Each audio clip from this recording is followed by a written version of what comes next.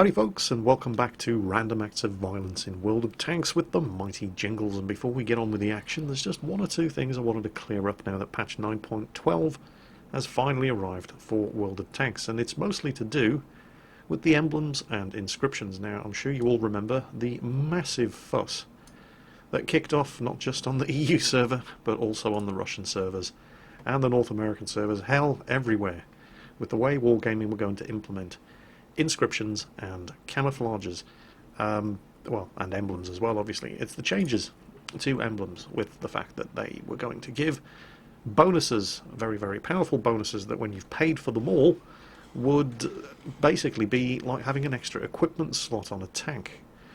The big fuss was that you would either have to pay a metric-ass ton of gold or a prohibitive amount of credits in order to just rent them for 30 days. Well, that obviously got pulled, and patch 9.12 is now out. But hang on, what's going on here? Aren't these all the new emblems and inscriptions with the crew bonuses? Well, yes and no, they're not. They're all of the new emblems and inscriptions, but the bonuses are inactive. Now, if, like me, you logged in, saw this and thought, what the hell? Hang on. These things have exactly the same prices as ever, but now I'm not even getting the bloody crew bonuses. Wargaming, what the hell's going on? All this is rather than pull the entire system and then have to rewrite the patch from scratch, Wargaming have simply, until they've worked out a better way of doing it, disabled all of the bonuses for the crew members. And instead what you've got here in 9.12 is a sort of half system. Basically, all they're doing is giving you a whole bunch of new emblems and inscriptions that you can choose to buy with gold or rent with silver in exactly the same way that you always have been able to in World of Tanks, except the crew bonuses are all at 0. They don't work. They're non-functional. And my guess is that they've simply done this because it's a heck of a lot simpler just to turn off a switch, if you like, in the code and disable the bonuses, rather than to pull the entire system and repackage the patch from scratch. So don't think of it as Wargaming delivering a half-finished patch. Think of it as Wargaming delivering a whole bunch of new emblems and inscriptions that don't give you any bonuses in combat. Yet. We'll have to wait and see how they do get around to implementing this. When they do get around to implementing this. So there's that. So, anyway, it's Random Acts of Violence, and that means I've been playing World of Tanks. Yep, I'm playing World of Tanks again. I've had a good old long break from the game, but I had to come back in patch 9.12 because of this beauty here, the Centurion Action 10, which is the replacement for the FV4202. And I did kind of like the FV4202. It wasn't particularly good when it was first introduced, but they buffed the gun and turned it into a reasonably competitive Tier 10 medium. But the Centurion Action 10, oh yes, what a tank. The games I've had in it, of course, have been, well, they've been all right, but they're certainly not worth putting up on YouTube. We won, I did some damage, I got some experience. Definitely not YouTube material, however, but I found myself enjoying playing World of Tanks again.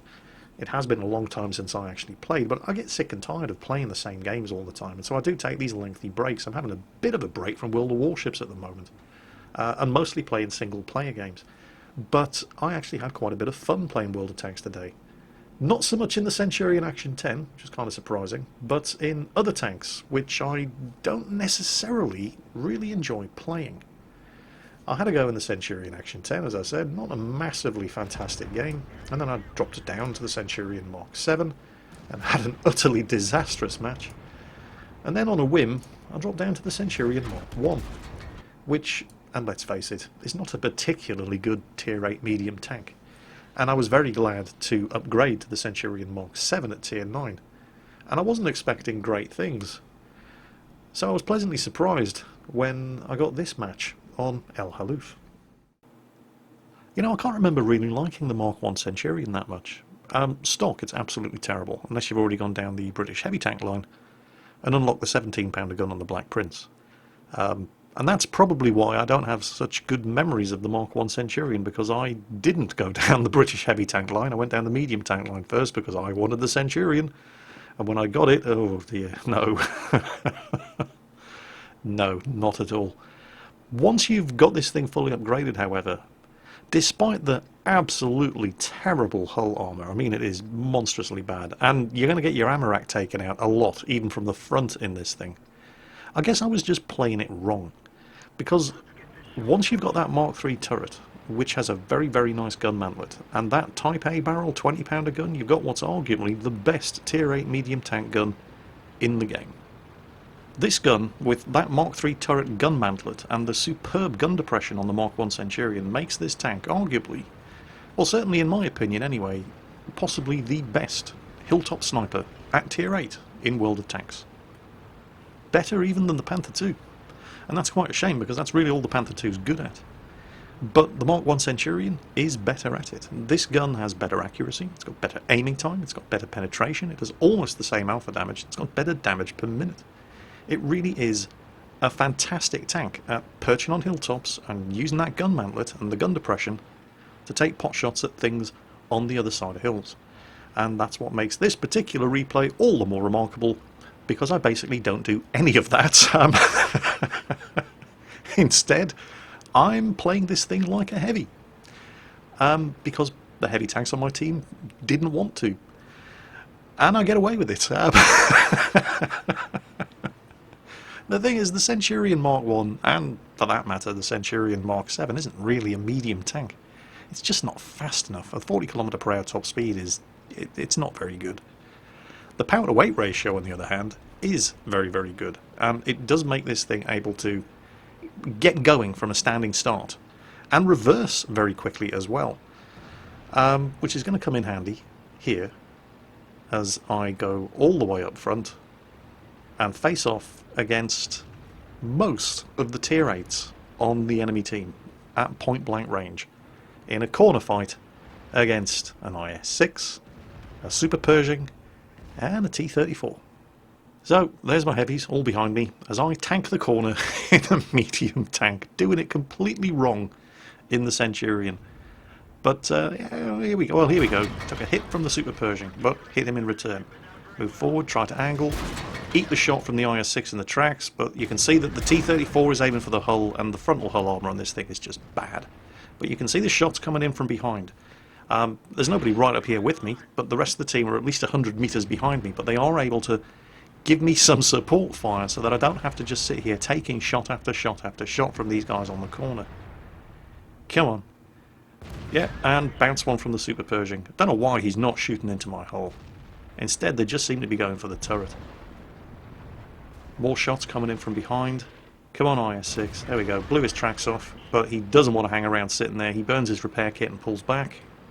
I've got a Tiger, a Stura Mill, and an IS-2 behind me. A good distance behind me, and basically every time these guys pop out and try to take a shot at me, the guys behind me are giving them all kinds of trouble. Oh, there's the... Oh, wow. Oh, can I ninja the kill here? That Super Pershing just got hammered. And go for the... Ah, damn it. Wasted the shot. Oh, artillery just took a pop at them.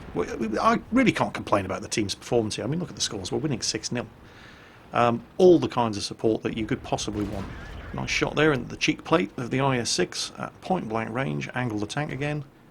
Trying to troll him into shooting at the tracks. He fires, it misses, hits the rock in front of him, pull back, and you wouldn't believe it, but I do exactly the same thing. Oh well, I'll reload before he does. The guys behind me are saying, Jingles, fall back. No, I don't need to fall back. I need to move forward, finish this guy off before he reloads his gun. Bingo, there you go. You'll notice I'd lost my driver earlier on, but didn't use the first aid kit because I didn't need to go anywhere quickly, not when you're in a corner fight. Now, of course, I do need to get moving. Need to get around and ninja some kills. Like that. You've got to be kidding me. How the hell did that miss? His turret's turning really slowly though. He must have had a damaged turret ring. And now it's me against the T-29. And unfortunately for the T-29, that looks very much... Unbelievably, I miss again at point blank range. This is me playing here, don't expect miracles. But it looks like, judging by the shape of the muzzle brake, that poor T-29 only has the 76mm gun. And with the demise of the T-29, the enemy team only have 4 tanks left. Well, they don't have any tanks left, they've got 1 tank destroyer and 3 artillery. And we've only lost 1 tank, so go team! So yeah, the Centurion Mark I. doing a heavy tanks job on a corner against 3 enemy tier 8s, 2 of which were heavies. It's not often you see something that isn't high tier and Russian being able to pull off something like that. And it's totally not the way you should be playing the Centurion, but hey, if it's stupid and it works, it ain't stupid. I've loaded the Hesh here, by the way, because I couldn't guarantee a penetration on the side of the FV207, so I took the kill on the S51, and then, watch this. Hesh loaded, 0.33 accuracy, fully aimed, guaranteed one-shot kill on Armel. The shot didn't even land in the aiming circle. Server lag. World of Tanks, why you do this? But anyway, I can't complain too much because, yeah, that wasn't it wasn't a spectacular result. Don't get your hopes up too high. This is me playing after all. But managed to complete the primary and secondary objectives on a medium tank mission without even realising I was doing it, which is always nice. Nice little bonus. But that's not all. What the hell is this? Lone Wolf mission complete? What the hell is Lone Wolf? What, really? Just don't be in a platoon and don't be completely shit. And they're going to give me 2 premium fire extinguishers. Well, alright. I really should, give credit where credit's due, because I've been singing the praises of World of Warships with the missions and challenges in the last patch, where they just give you loads of stuff just for playing the game, but World of Tanks does it as well. So, top XP on the team, doing a heavy tanks job on El Haluf in the Mark 1 Centurion. What else haven't I played recently? Well, aside from everything, because I haven't really played World of Tanks recently. But I did unlock the Waffenträger Panzer IV, not long before I started taking this break from World of Tanks. So let's have a look at that. It's a measure of how long it is since I last played World of Tanks that I just did not recognise this map anymore. I had no idea where to go, what to do, or how to do it when I got there. I'm sitting here in the spawn point, having a mini panic attack. I'm thinking, where am I? What's going on? This isn't Swamp. It wasn't like this last time I played. And eventually I got my bearings. But oh yeah, of course, look at the map, Jingles. Oh yes, that part I recognise. Okay. Right, now what am I going to do? I should point out, by the way, that my Waffenträger Panzer IV is definitely not fully upgraded. I haven't had it for very long at all. And I've played very, very few games in it. I'd already unlocked the radio on other German tanks, obviously, and I've unlocked the tracks, and I think I've unlocked the engine, and that's pretty much it. I have none of the guns researched. The guns are like 64,000 experience each. So I'm still using the Rheinmetall Borsig's gun from Tier 8, but that's not terrible. I mean, the Rheinmetall Borsig does have a very, very nice 128mm gun. It's not as good as the longer barrel version of the 128mm gun that you can unlock on the Waffenträger Panzer IV, which will be my gun of choice whenever I get enough experience ground out. Not a fan of the 150mm gun, because it's basically garbage unless you're firing heat ammunition. And I try not to fire premium ammunition wherever possible. When I play my E100, I have 10 rounds of high explosive anti-tank ammo loaded on my E100, for example, but I haven't had to fire any of it. Well, I can't remember the last time I actually fired any heat ammo on my E100. It's been a year, easily. How do you make the E100 work then, Jingles? Well, I just aim. But the accuracy's terrible. Well, yeah, so I get close. I'm in an E100 after all, it can take a hit or two. So, anyway, I've backed up into this bush. I have no idea if this is a good position or not on Swamp. I haven't got a clue. This is the first time I've been on this map since they changed it. And the one thing that I do know about the Waffenträger Panzer IV is that the gun depression... Oh dear. Okay, I didn't mean to do that. Jingles, what the hell are you doing? Yeah. Don't worry, we'll edit this bit out. Yes, I fell off the... Well, it's not really a cliff, is it? It could have been worse. I could have actually damaged myself taking that little tumble, but yeah, this is... Fantastic gameplay is not what people come to my channel for, is it? Look, it's been a long time since I played World of Tanks. That's my excuse and I'm sticking to it. But now I'm down here. Well, hang on a minute. A T-54. Yeah, have some of that. Chew on that one, Ivan. But hang on. He hasn't actually seen me. And I've immobilised him as well. So, well, fair enough. I'll take my first kill. And oh, hello. There's another one. Oh, damn it. Jagdpanzer E100 killed him. Well, while I'm down here anyway, is there anything I can actually shoot at? T-54 lightweight making a run now that all of his medium friends... Oh, no, wait, there is an E50M. Oh, crap, this is a Tier 10 game, I've just noticed. that shows you how much attention I've been paying. Oh, well, anyway. Oh, Jagdpanzer E100's taking some hits. No, I don't like sitting here. There's no concealment. And at the end of the day, I'm in a tank destroyer with absolutely terrible armour. So let's go and find a nice little bush to camp in. Although, I don't know, can I actually hit that E50M? No, probably not.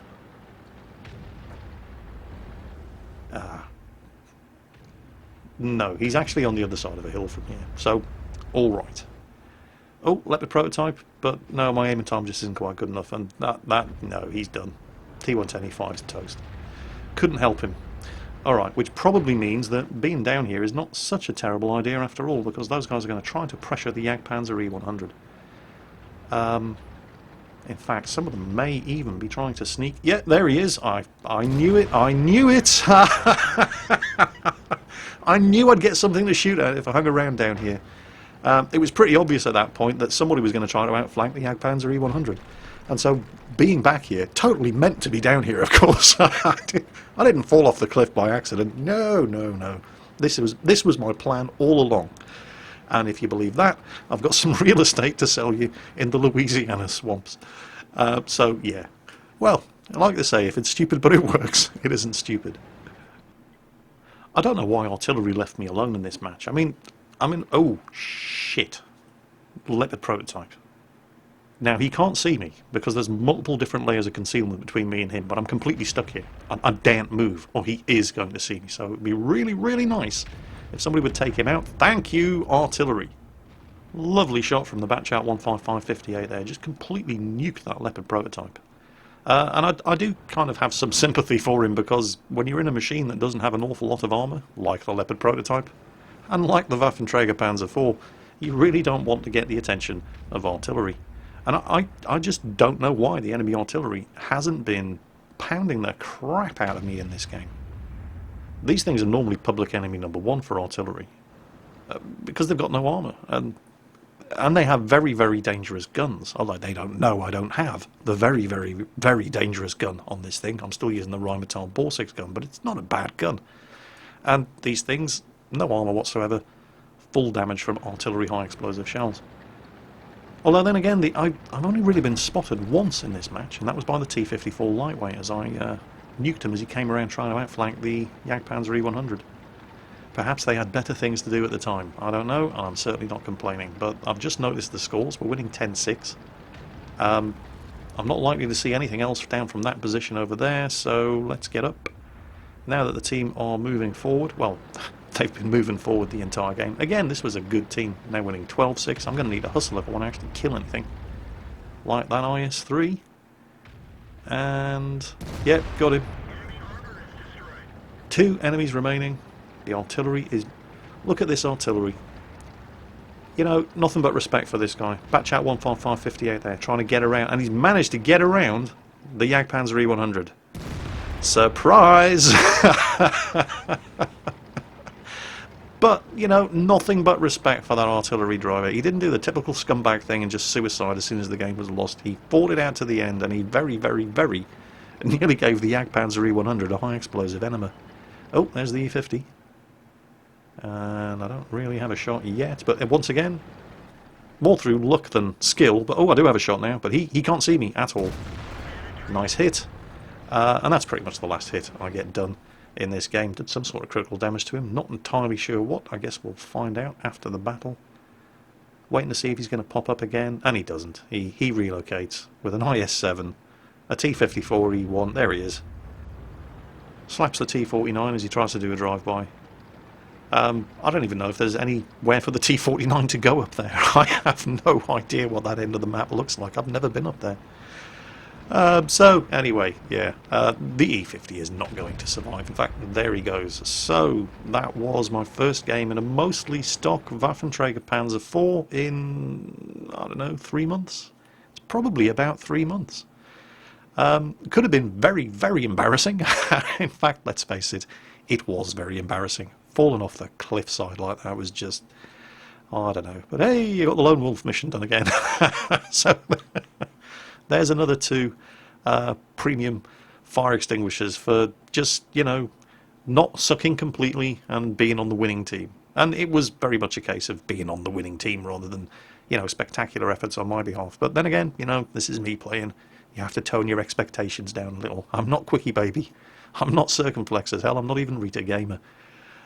So there you go. That's me back into World of Tanks for the first time in a very, very long time.